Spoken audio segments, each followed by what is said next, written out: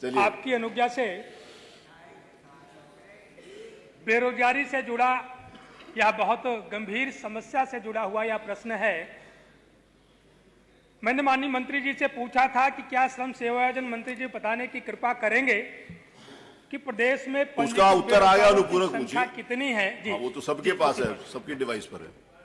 जवाब है 41,60,825 ऐसे बेरोजगार हैं जिनका पंजीकरण किया गया है। मानवर यह संख्या ही बताती है कि प्रदेश के बेरोजगारों में बेहद निराशा का भाव है, हताशा का भाव है। अगर ये भाव नहीं होता तो ये पंजीकृत बेरोजगारों की संख्या कई गुना ज्यादा होती। उनका विश्वास खत्म हो गया है। सरकार की जो नीति है centralization of money and power, जिसकी वजह से गरीब और अमीर के बीच में एक दूरी बनती जा रही। जहां एक तरफ अगर कम संख्या तो आपको परेशानी है, ज्यादा क्यों नहीं है इसके लिए परेशान हो? मान्यवर, पूरा प्रदेश सुन रहा है कि 41 लाख लोग बेरोजगार हैं, पंजीकृत हैं, और जिसमें से प्रशिक्षण सरकार ने केवल 2,80,000 लोगों का कराया है। बाकी लोगों का प्रशिक्षण भी नहीं कराया है। मान्य, और वहीं पर जो उद्योगपति हैं उनकी आमदनी लगातार बढ़ती जा रही है और गरीब आदमी गरीब होता जा रहा है। इन नीतियों से उद्योगपतियों को दौलत और खुशहाली मिली है, लेकिन देश के गरीबों और युवा बेरोजगारों को बेरोजगारी और बदहाली मिली है।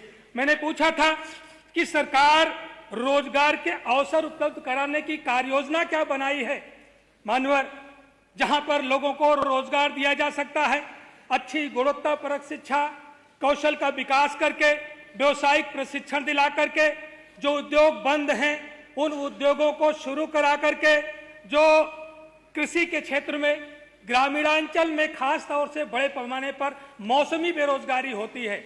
एक निश्चित समय तक ग्रामीण किसान परिवेश का नौजवान अपने कृषि से जुड़े हुए व्यवसाय को करता है और उसके बाद बेरोजगार होकर के बैठ जाता है। उस क्षेत्र में सरकार ने क्या किया?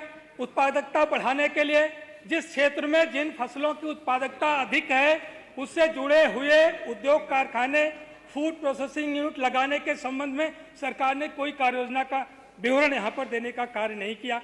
मानवर, इसी तरीके से जो निष्क्रिय पड़े उद्योग हैं, हमारे जनपद प्रयागराज के मोवाइमा में कताई मिल कई वर्षों से बंद पड़ी है।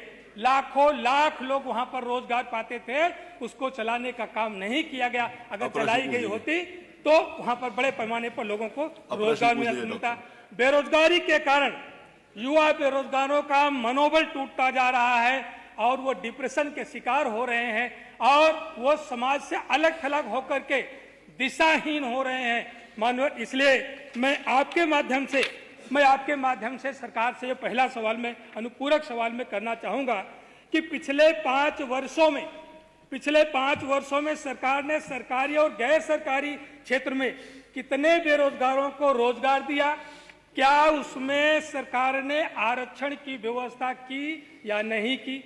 दूसरा, मानवर, अभी उत्तर में है कि 41,60,825 बेरोजगार पंजीकृत हैं, जिसमें से 2,80,000 को प्रशिक्षित किया गया है, जिसमें से 1.5 लाख ऐसे बेरोजगार प्रशिक्षित हैं जो ग्रेजुएट हैं।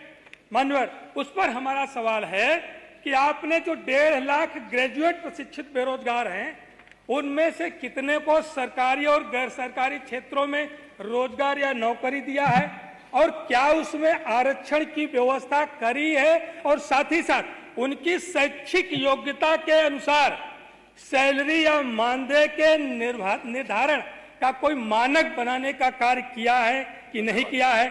तीसरा, मानवर, दो प्रश्न जो पूरा के लाउड है, दो मानवर, उस दिन मैंने आपको नियमावली पढ़ के आप ही के लिए सुनाई।